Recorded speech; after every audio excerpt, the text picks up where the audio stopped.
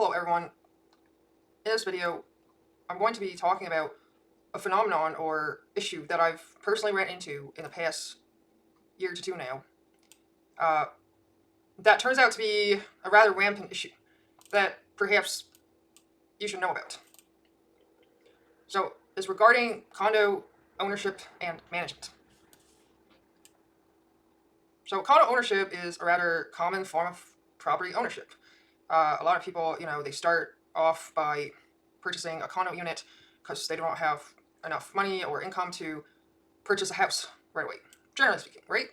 Normally people start with a condo, or a lot of people do. And I'm not talking about landlords who buy up a lot of properties. I'm speaking like your average owner or small owner, anyways, smallhold owners.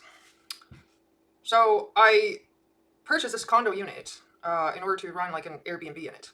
So it was for like a small business, but on a very small scale, basically. So I've had experience both through my family and people I've been around with, like in terms of how condo ownership works. So I was already aware a little bit of how they work, and that kind of helped me with this particular problem that I ran into. So this particular condo, it's in like a, you could say, older neighborhood, slightly run down in a sense of like it's not a luxury condo. It's like a old building, but the inside was nice and it was a nice price, you could say, and something I could afford at the time. So I didn't think much about it. Like I was just like your normal, like perhaps like investor, I guess. You don't suspect much, and then I just followed through that process and started my Airbnb in that unit. And as time went on, after about a year or so, my condo fees started to go up over and over, like within a short time frame. So if you guys are aware, like condos are generally run by like condo board, as well as a management company. So there's usually like these two kind of parties involved, you could say, that govern each other, right? The condo board is supposed to be made up of like volunteer owners, such as like myself in this case, but at the time I wasn't on board in this particular case. And as well, you have a third party, like condo management company, that oversees like the day-to-day operation basically, and then informs the board of like major decision making, as well as things like budget and such things. So they kind of interact with each other, the condo board as well as the management company. So that's how most condos buildings are run. And there are options like self-governance, but that's much less common. So anyways, my condo fees, as I was saying, kept going up, and like to a larger than normal degree, I would say, than what I normally would experience. So I wanted to ask questions, right? It's normal to want to ask questions as to why it kept going up so much, like 10% at a time, twice in a row kind of thing. So as I was trying to track down the condo board, because that's the group that would decide these budget changes. That's the group that would change like your condo fee, basically. They have to approve it. So as I was trying to do that, by going to the management company first, because I didn't really know anyone in the building at the time, and it was hard to track down anyone because that building was, I guess, mainly consists of absentee landlords. So it was hard to track real owners. So I had to go to the management company.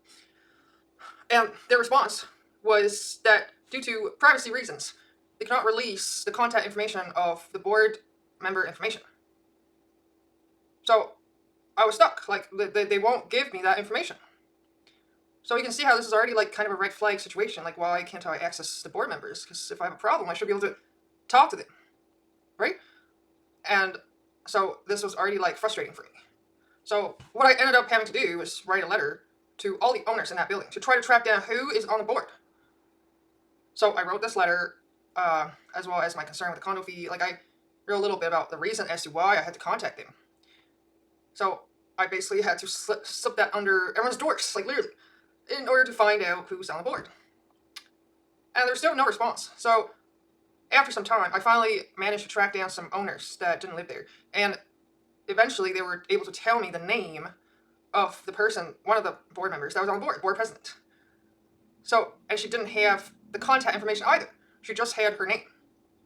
And I had to literally Google her name myself. And luckily, she had a website with her name on it and her information. So you can see how this is already unusual that I had to do this, right?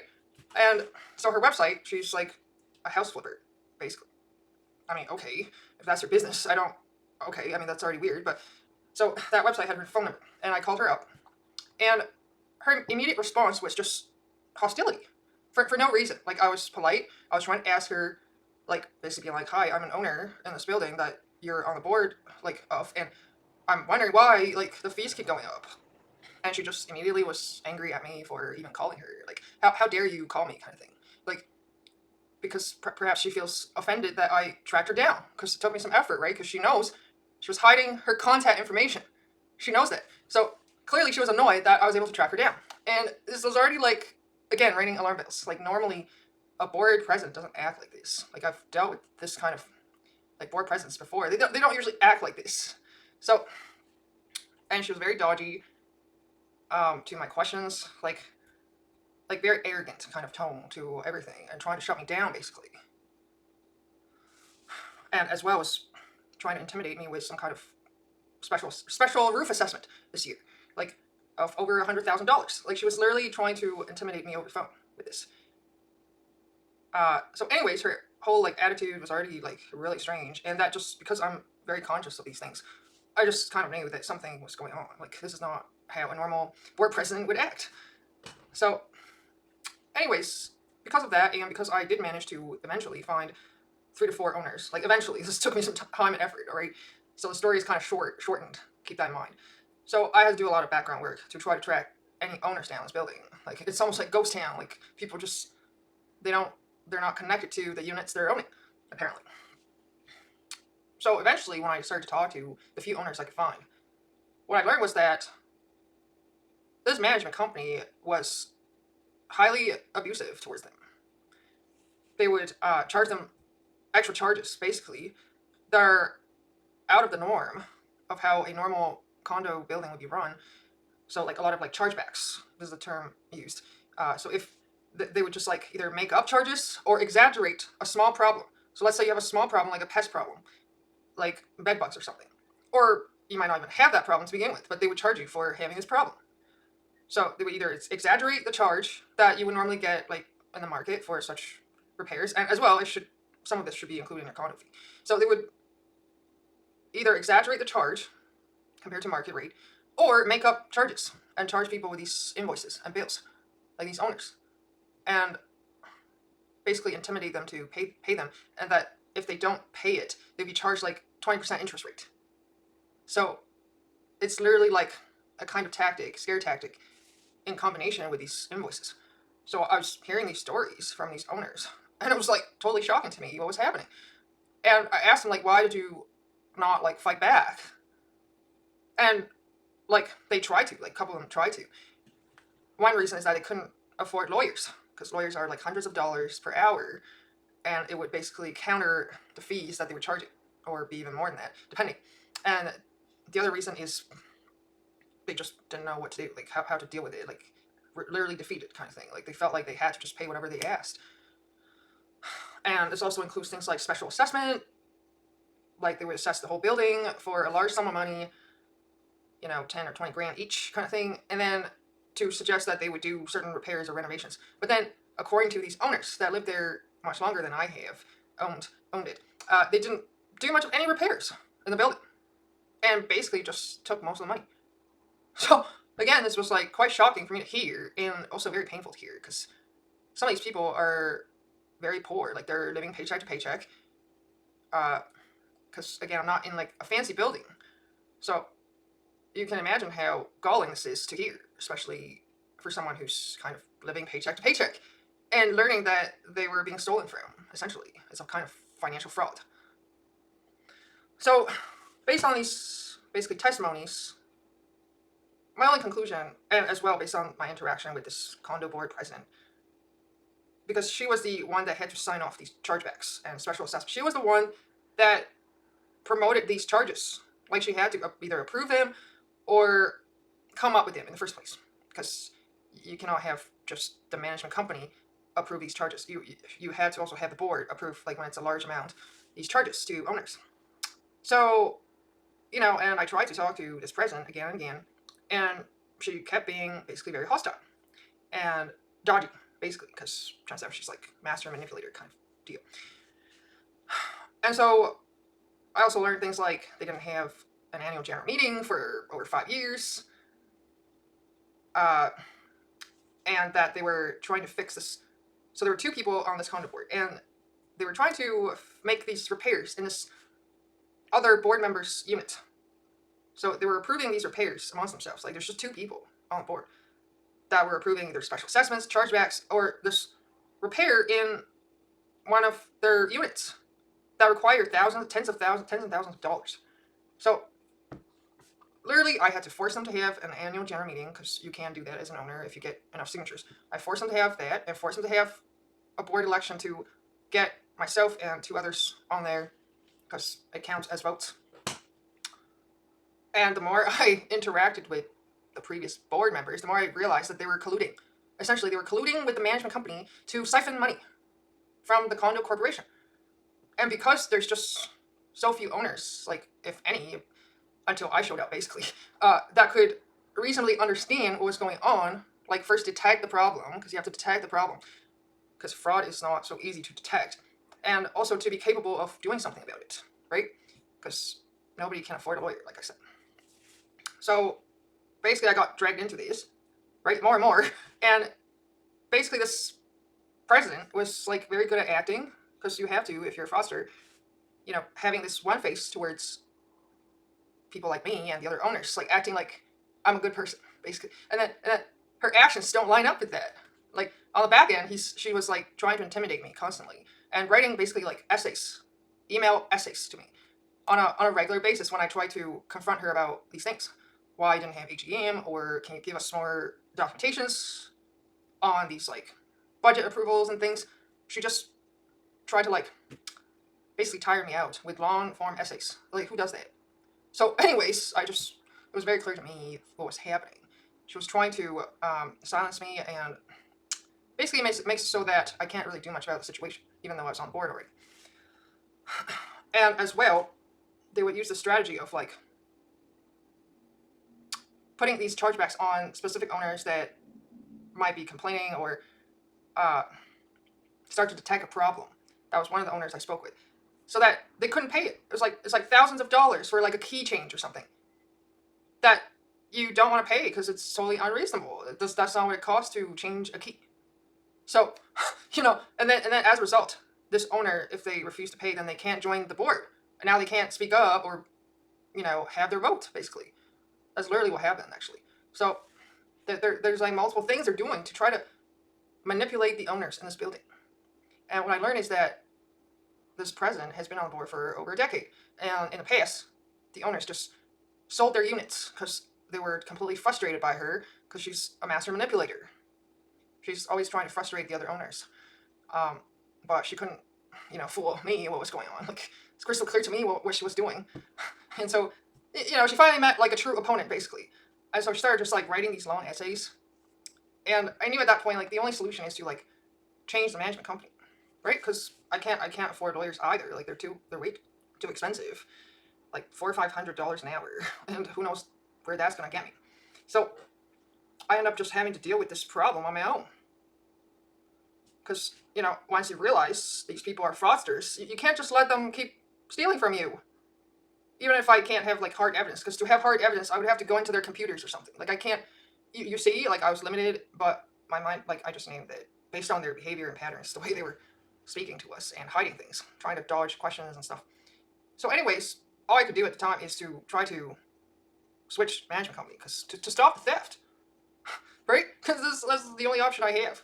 I couldn't even kick these people out of the board. So I had to continue to deal with these people on the board while trying to change management. And of course, while I'm doing that, this board president constantly tried to shut me down. Like she was trying to stop me from doing that. Again, by long form essays, and just she was very good at playing games. I won't go into details about it, but because that would make this video too long. But she was very good at playing these games. I think she's done that before, and so she thought maybe that could work on me. But because I knew what she was up to, eventually over like this is months of time dealing with this person, I knew she was like some kind of inside thief, basically. As well, the other evidence was like neither hers and the other board members' units were rented out. They were just sitting empty. Um, and as well as anecdotes of like people saying she wasn't paying her condo fee, and again, these are anecdotes, right? And as well, just stories of the management company bullying the owners. Like, if you can't afford these extra charges, you should sell your unit. That's what one of the owners told me. As well, things like, we know you can't afford lawyers. Like, apparently, this was one of the anecdotes. So, if that were true, they were literally trying to abuse the system to their advantage. And, anecdotes, they're not hard evidence, but it's still a factor. Does their action line up or not with these anecdotes? And so, as time went on, basically, almost every step of the way, they proved themselves to be essentially white-collar criminals. Like, there's this insider thief collaborating with the outsider thief that were trying to charge people more than what the services would have cost. I mean, it's too easy if you're not paying attention. You don't shop around, for example. Like, you have to ask, because they would pretend to give you multiple quotes, for example, but all of these quotes are inflated prices, right? And that's what was happening with this company as well. Like, I would look at their quotes and then I shop around. It's still like 30% higher, for example. So, this kind of thing, they were just constantly trying to take more than what they were actually offering. And as well, they have like 1-star Google reviews. And at the same time, this board president was trying to keep this management company, even though they have like a 1-star review. So do you see how strange that is? Like, if you're a true board president, you wouldn't be for that. You would be for changing to a better management company that has better reviews, right? That'd be the normal kind of behavior. But this person was just obviously kind of benefiting from this company, like collusion.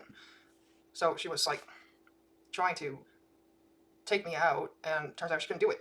Anyways, what I'm trying to say is that in this situation that I found myself in, it took me like a lot of time and energy on my own to deal with, first of all. And basically, it seems like from the feedback of the owners, they couldn't deal with it on their own. They were literally it's like a hostage situation. They couldn't get rid of them.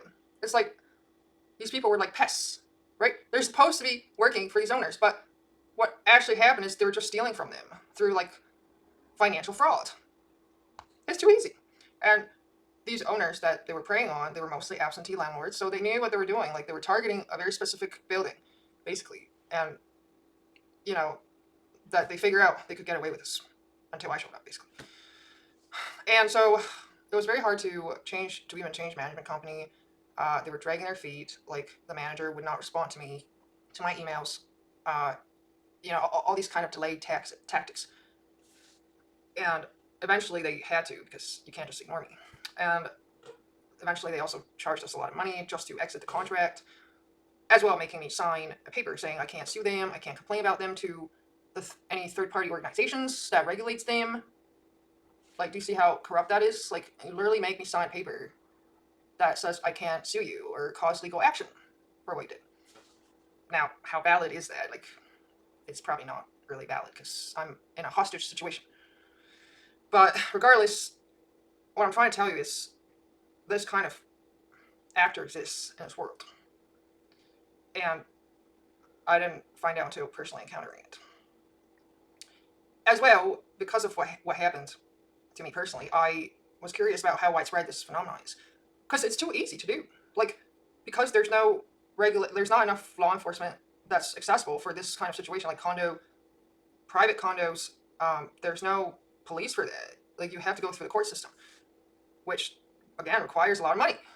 But this demographic, you see, the condo ownership demographic is generally not made of, like, wealth. So you can see how it's very easy to take advantage of that. And that was very concerning to me. So that's why I started to look into how widespread this could be. And it might be hard to perceive because, people may not be reporting this, because clearly I wasn't reporting it to anyone officially. But as I looked into it, it turns out that it's rather rampant through the reports that I found. So I'm going to link a paper I wrote in this video, as well as some news articles I found regarding this, if you're curious about it, just to educate yourself on what could happen if you're thinking about owning a condo, or you're already owning one, or you know someone, like, just to be aware of what could happen. Because apparently it's more common than you think. And there's all sorts of like sneaky ways that these bad actors and fraudsters can get in there. Like it's not just what I'm talking about. There's like other kind of cases. For example, they could well, similar kind of cases, but perhaps in much larger scale. Like they might start borrowing money on your condo account, or again make up like renovation charges that don't actually need to be done. And there's this one case I found where this guy just made up a bunch of contractor companies, like this condo manager, who was pretending to be a condo manager, and then he made up a bunch of fake companies, like contractor companies, so that he could pretend like he was giving these like quotes to the board members, like like when you're like selecting a contractor to do some work, again by inflating these prices, and then on the back end he's hiring out these work to real contractors who would do this work at like half the cost and profiting the difference. Like this actually happened. I think it was like Toronto or something, and they found out much later. So again, it's very hard to detect this because these people, they're just very good at acting and presenting themselves a certain way. Like you're not gonna easily suspect that, right? And there's not an easy way to both detect and gather evidence for these things. So that's why I want to share this. It seems that there's just a lot of people, and as well, like anecdotally, contractors who would say that condo managers would collude with them to jack up the price, basically to inflate the price than what it would actually cost, so that they could all like earn more money from any type of work, basically any type of work. And it's mainly because they're taking advantage of the fact that it's a condo structure, it's a collective ownership structure that people are not paying attention to as much. As a result, it's a pooled finance, right? As soon as your finances are pooled, you're like paying less attention than your own personal, checking account, perhaps. So they're taking advantage of that, essentially. So yeah, it was pretty eye-opening, and so I wrote this paper for one of my legal studies courses, if you want to check it out, for educational purpose. And there's like other kinds of issues that could happen as well, but I'm talking about the more problematic ones, which is like financial fraud and abuse, basically, that I personally ran into. And it's really like I was having a very hard time. Like the way I'm describing it, it may not seem like it to you, but I was going through hell with these people because it's like a group of people, and there's just one of me. I didn't really have any help in the situation. I had to deal with this group of criminals that was very seasoned at what they were doing to not leave enough evidence, basically, playing this game with owners. And they were very good at playing the game, let's just say. So it took a lot of time and effort on my part. Oh, and last thing, when the management company finally changed over recently, these guys had the balls to send over a realtor to promote that they were wanting to buy out the whole building at a below market rate. Like, can you believe that? It's like, you're not even hiding. You're not even trying to hide what you're doing. Right? It's like, it's too obvious what you guys are doing. Like, all you care about is siphoning money. Like, this realtor they were trying to promote to the board members that they were gonna try to buy out all the units. Like, it's crazy what was happening. So this kind of thing happens even in Canada, apparently. And there's not even much I can do about it because I don't have enough money to hire a lawyer. And guess what? This is also kind of why I want to go to law school. Because, if myself or, just people in need that can't afford a lawyer, it seems very problematic to me that lawyers are so unaffordable and inaccessible. Because it essentially renders laws of justice irrelevant if you can't afford it. If it has to be bought with large sums of money, then essentially you don't have law in this case. It's a lawless world. In this case, you have to depend on your own capabilities, or else these people will just keep preying on you. There's literally no protection for it. I tried to ask these third parties, and none of them cared. Like, they don't give a shit. So, there's a loophole. One of the loopholes that I found in Canada, anyway, but I'm sure exists elsewhere, and there'll be many loopholes like this. So that's what I wanted to share. I hope it was informative, at least. I know it's not necessarily like a pleasant story, but I just wanted to share it because I don't think it's something people normally come across or detect.